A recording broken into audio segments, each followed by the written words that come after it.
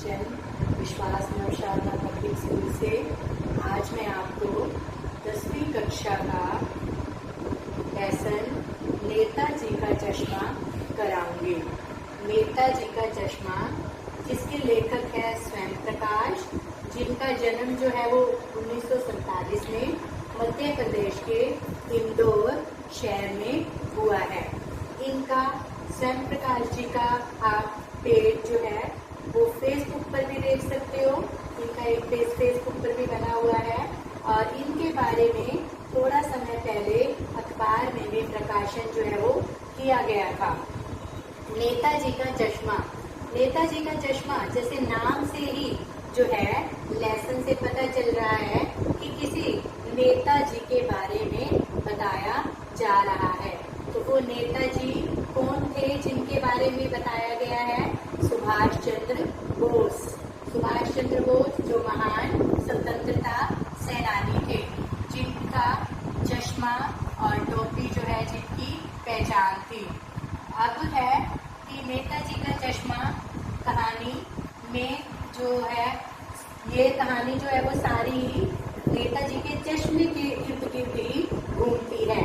और ये जो है इस कहानी के अंदर देशभक्ति की एक सुगंध आती है कि किस तरह से जो चारों तरफ से सीमाओं से घिरा होने के बाद जो देश होता है वो देश नहीं होता। देश के अंदर पेड़ पौधे या फिर जैसे जो स्त्री पुरुष है उनके अंदर जो देशभक्ति की भावना है उसी से ही देश जो है वो बनता है। यानी कि देशभक्ति की, जब देश के लोगों से देशभक्ति की सुगंध आती है उसी से ही देश बनता है। और उसी को ही इस लेसन के थ्रू जो है वो लेसन के जरिए से उजागर भी किया गया है। जो स्वयं प्रकाश जी हैं उन्होंने इस लेसन के माध्यम से जो देशभक्ति का मजाक बनाते हैं, आज के समय में जैसे हम जानते ही हैं कि देशभक्ति जो है वो केवल देशभक्ति गानों के अंदर या फिर जो स्लोगन लिखे जाते हैं सिर्फ उनके अंदर ही रह गई है। तो उसके ऊपर ही उन्होंने व्यंग्य किया है और देशभक्ति को उजागर करने की कोशिश की है। अब ये कहानी, इसके जो मुख्य पात्र हैं, इसके मुख्य 3 पात्र हैं। हालदार साहब जो एक बड़े साहब हैं जो किसी काम से इस कस्बे में जाते हैं और उनके साथ एक ड्राइवर जो जीप लेकर के जाता है। जीप में जाते हैं तो यानी कि वो किसी बड़े पद पर हैं। और बनवाड़ी, बनवाड़ी क्या होता है? पान बेचने वाला। उसका वर्णन जो है किया गया है। जैसे हम पान वाले के विषय में जब सोचते हैं तो जैसा एक चित्र सा उभर कर आता है, कुछ वैसा ही टिपिकल सा बनवाड़ी जो है वो इसमें भी दर्शाया गया है। जो हमेशा ही पान चबाता रहता है, जिसकी तोन जो है यानी कि पेट जो है जिसका वो बहुत मोटा है और वो हमेशा ही जो है पान को चबाता रहता है और उसकी पीठ को थूकता रहता है। और तीसरे नंबर पर है चश्मे बेचने वाला, जिसे कैप्टन कहा गया है। अब ये चश्मे बेचने वाला जो है एक लंगड़ा व्यक्ति है और एक मरियल सा पतला सा बूढ़ा। चश्मे वाला जो है वो एक मरियल सा और लंगड़ा व्यक्ति है जो बहुत ही गरीब भी है और फेरी लगा करके अपने चश्मों को बेचता है। जिसके पास एक छोटी सी संदूक है और एक बांस के ऊपर उसने अपने चश्मों को टांगा हुआ है और वो कहीं भी एक बांस को टिका करके अपने चश्मे जो है वो बेचता है और उसको कैप्टन कहा जाता है। ऐसा अंदाजा लगाया जाता है कि कैप्टन उसको क्यों कहा जाता होगा, क्योंकि सुभाष चंद्र बोस की जो मूर्ति बनाई गई है उसके ऊपर चश्मा नहीं है और वो चश्मे बेचने वाला जो है वो अपना एक चश्मा जो है उसके ऊपर लगा देता है उस मूर्ति के ऊपर और फिर जो है वो चश्मा जब उसका बिक जाता है तो वो दूसरा चश्मा उस मूर्ति पर लगा देता है। यानी कि उसको कहीं ना कहीं उस चश्मे की कमी जो है वो महसूस होती है और वो देशभक्त है, अपने नेताओं से प्रेम करता है, तो इसीलिए ही वो उसके ऊपर चश्मा जो है वो लगा देता है। अब हालदार साहब जो है वो एक कस्बा क्या होता है कि न तो वो बहुत बड़ा शहर होता है और न ही छोटा सा गांव होता है। वहाँ पर जो है कुछ पक्के मकान हैं, कुछ कच्चे मकान हैं, एक बाजार है और एक म्यूनिसिपालिटी है। उसके बारे में आप जैसे एसएस में पढ़ते ही हो कि क्या होती है, जो म्यूनिसिपालिटी होती है वो सड़कें बनवाती है और जो कस्बे के कार्यों को करवाती है, जैसे पेशाब घर आदि बनवाना, बस स्टैंड आदि बनवाना, उन सब कार्यों को जो है वो करती है। और फिर उस कस्बे के अंदर एक चौराहा है। चौराहा क्या होता है, जहाँ से 4 रास्ते निकलते हैं, 4 राहों का समूह, जिसको चौराहा कहा जाता है। उस चौराहे के ऊपर ही एक जो चौराहा बना हुआ है, उसके अंदर ही एक गोलदारा बनाया गया है और उसी के अंदर ही इस मूर्ति को जो है, नेताजी की मूर्ति को लगाया गया है। अब ऐसे स्थानों पर मूर्तियां किनकी लगाई जाती हैं? जो व्यक्ति महान होते हैं, जिन्होंने देश के लिए, हमारे देश के लिए कुछ ना कुछ किया होता है। तो ऐसे ही जो सुभाष चंद्र बोस जी थे, वो भी मैं आपको पहले बता भी चुकी हूँ कि वो एक महान स्वतंत्रता सेनानी थे और उन्हीं के ही इर्द गिर्द ये सारी जो है कहानी घूमती है। जब भी उनकी मूर्ति को देखा जाता है, हालदार साहब बताते हैं कि जब भी उनकी मूर्ति को देखा जाता है तो एक देश प्रेम की भावना एक जागृत हो जाती है और उनकी बातें जो हैं वो याद आना स्टार्ट हो जाती है। कि उनका एक नारा भी है कि तुम मुझे खून दो, मैं तुम्हें आजादी दूंगा, दिल्ली चलो, ये सब उन्होंने कहा था। तो उन्होंने देश को आजाद भी कराया था। हालदार साहब जो हैं वो किसी कार्य से हर 15-20 दिनों में जो है कस्बे से गुजरते हैं। जब वो कस्बे से गुजरते हैं तो वो मूर्ति को जो है देखते हैं और वो भी देश प्रेमी हैं और उनके मन में भी जो है भाव आना, देश प्रेम के प्रति, देश के प्रति भाव आना जो है वो आरंभ हो जाते हैं। और वो वहाँ पर एक पान वाले की दुकान है जो हमेशा ही अपने मुख में भी पान रखता है और दूसरों को भी पान जो है वो देता है। वो उस पान वाली शॉप पर रुकते हैं और हमेशा ही वहाँ से पान खाते हैं और उस मूर्ति को देखते हैं और फिर आगे बढ़ जाते हैं। तो जब वो मूर्ति को देखते हैं तो उनके मन में विचार आता है कि क्या ये आनंद फानंद में, यानी कि बहुत जल्दी से इस मूर्ति को बनाया गया होगा, इस मूर्ति को किसने और कैसे बनाया होगा। और वो जो मूर्ति है वो टोपी से ऊपर, टोपी से लेकर के नीचे बस्ट तक, दूसरे बटन तक जो है वो 2 फुट की है लगभग। और ऐसी मूर्ति को बस्ट कहा जाता है।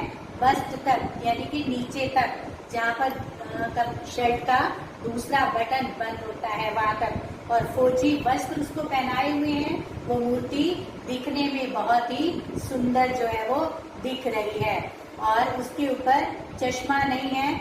लेकिन हालदार साहब क्या देखते हैं कि संगमरमर का चश्मा नहीं है का मतलब क्या है कि उसके ऊपर संगमरमर का चश्मा तो नहीं है, लेकिन उसके ऊपर किसी ने ओरिजिनल चश्मा जो है वो लगा रखा है।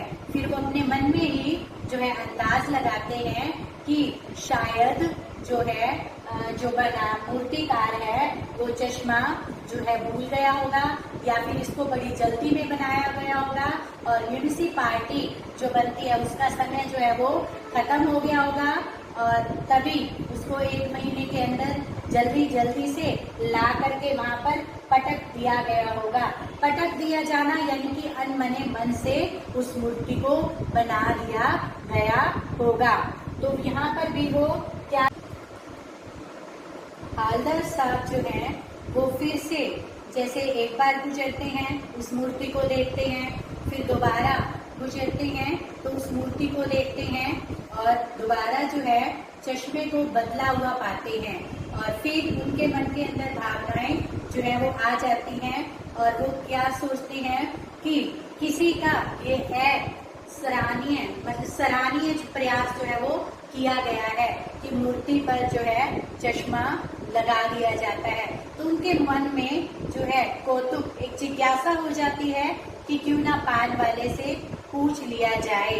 तो वो पान वाले के पास जैसे पान खाने के लिए रुकते हैं तो पान वाले से पूछते हैं कि ये चश्मा जो है मूर्ति का चश्मा कहाँ गया। तो पान वाला जो है वो मुंह में पान को लिए हुए है और वो अपनी काली मैली सी बतीसी निकालता है, यानी कि जो पान खाने के कारण लाल और काली दांत जो है वो उसके पड़ गए हैं, उनको निकालते हुए और आंखों से मुस्कुराता हुआ कहता है, क्योंकि उसका जो स्वभाव है वो बहुत ही हंसमुख सा स्वभाव है। तो वैसे ही उसको हंसमुखी दिखाया गया है। तो वो कहता है कि जो मास्टर है वो मूर्ति पर चश्मा बनाना भूल गया, यानी कि उस मूर्ति को वहाँ जो स्कूल का मास्टर है, ड्राइंग मास्टर मोतीलाल, उसने बनाया है और वो उसी का नाम भी कहता है कि वो मास्टर चश्मा बनाना जो है वो भूल गया। फिर कैप्टन के फिर हवलदार साहब के मन में जो है दूसरा क्वेश्चन आता है कि फिर ये जो चश्मा लगा हुआ है वो इस पर कौन लगाता है। तो जो इतने तक उसने दूसरा पान जो है मुंह में डाल लिया है और फिर वो बताता है, पान को थूकते हुए, साइड में पान की पीक को थूकते हुए, फिर वो बताता है कि एक जो चश्मे वाला है वो इस पर चश्मा जो है वो लगाता है। तब वह हंसता है कि एक लंगड़ा चश्मे वाला कैप्टन जो है वो इस पर चश्मा लगाता है और ऐसा कहकर के वो हंसने लगता है। हवलदार साहब जो है वो भी देशभक्त है और वो जो है उसकी हंसी को जो है एकदम से यूं लेते हैं कि क्या यही है देशभक्ति की भावना। और वो जो है उसके जो चश्मे वाला है उसके देशभक्ति की तरफ नतमस्तक हो जाते हैं, झुक जाते हैं। और वो जैसे एकदम से कहता है पान वाला कि वो आ रहा है चश्मे वाला। उसे देखते हैं तो वह एक फेरी वाला है। फेरी वाले आपने जैसे गांव में भी देखे होंगे कि जैसे कोई चीज रेडी आदि पर बेचने के लिए आ जाते हैं, लेकिन वो वैसा भी नहीं है। उसने एक छोटी सी संदूकड़ी जिसके अंदर चश्मे रखे होंगे और एक बांस लिया हुआ है जिसके अंदर उसने अलग अलग तरह के चश्मे जो है वो टांगे हुए हैं। वो देख करके हैरान हो जाता है और उसकी देशभक्ति के प्रति नतमस्तक हो जाता है और फिर वो अपनी जीप पर आगे बढ़ जाता है। और ऐसे ही हर बार वो जैसे 15 दिन में 20 दिन में उसका जो है काम उधर पड़ता है, वो हर बार उस मूर्ति को देखता है और हर बार ही उस मूर्ति के ऊपर एक नया चश्मा, कभी गोल, कभी चकोर, कभी कैसा तो कभी कैसा चश्मा जो है उस पर लगा हुआ होता है। और वो हमेशा ही उसे देखकर बहुत ही भावुक हो जाता है और उसकी देशभक्ति को हमेशा ही सलाम करता है और पान खा करके आगे निकल जाता है। फिर जैसे कुछ समय के बाद वो देखता है कि मूर्ति के ऊपर जो है चश्मा ही नहीं है। तो वो एक बार ऐसे ही चला जाता है, फिर उससे रहा नहीं जाता। तो जब वह दूसरी बार जाता है तब भी चश्मे के जो मूर्ति है उसके ऊपर चश्मा नहीं है। तो वो रुक जाता है पान वाले के पास और वहाँ पान खाता है और उससे पूछता है कि मूर्ति के ऊपर चश्मा क्यों नहीं है। तो वह पान वाला उसे बताता है कि जो कैप्टन है वो मर गया और उसकी आंखों में भी आंसू आ जाते हैं और वो भावुक हो जाता है। और तब वह पान के पैसे चुका करके और चुपचाप वहाँ से चला जाता है। फिर हवलदार साहब जो है फिर दोबारा जब आता है तो वो उसको अपने ड्राइवर को रोक देता है कि आपने वहाँ पर जीप उस चौराहे पर नहीं रोकनी और हमें सीधा ही आगे बढ़ जाना है, क्योंकि अब उस गांव के अंदर, उस कस्बे के अंदर वो मन में सोचता है कि अब उस गांव में, उस कस्बे में जो है चश्मा, उस मूर्ति के ऊपर चश्मा लगाने वाला कोई नहीं है। किसी के मन में भी वो मन ही मन सोचता है कि क्या किसी के मन में भी वो भावना पैदा नहीं होती, क्या किसी के मन में भी उस चश्मे की कमी जो है वो नहीं खलती, ऐसा वो सोचता है। और वो अपने ड्राइवर को कहता है कि आज तुम वहाँ नहीं रुकोगे, सीधे ही बढ़ जाओगे। तो जब वह सीधा बढ़ने लगता है तो देखता है एकदम से, जैसे उसकी आदत है मूर्ति की तरफ देखना, तो वो एकदम से जैसे ही मूर्ति की तरफ देखता है तो देखकर हैरान रह जाता है, मूर्ति पर चश्मा लगा हुआ है। और वो एकदम से ड्राइवर को कहता है गाड़ी रोको, तो उसका ड्राइवर गाड़ी रोकता है। वे उतरकर आकर के सीधा मूर्ति के सामने जो है खड़ा हो जाता है, सीधी अवस्था में अटेंशन पोजीशन के अंदर खड़ा हो जाता है और देखता है कि मूर्ति के ऊपर सरकंडे का, जो बच्चे खेल खेल में जो है एक घास होती है उसका जो है चश्मा बना देते हैं, वैसा ही चश्मा जो है मूर्ति के ऊपर लगा हुआ है। और वह हैरान भी हो जाता है और भावना में भावुक होकर जैसे जो है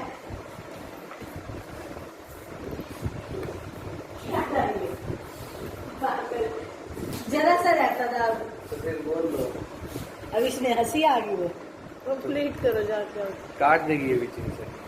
के काट देगी? इसका काम क्या है? इसका किस चीज की दिहाड़ी मिलती है? चलो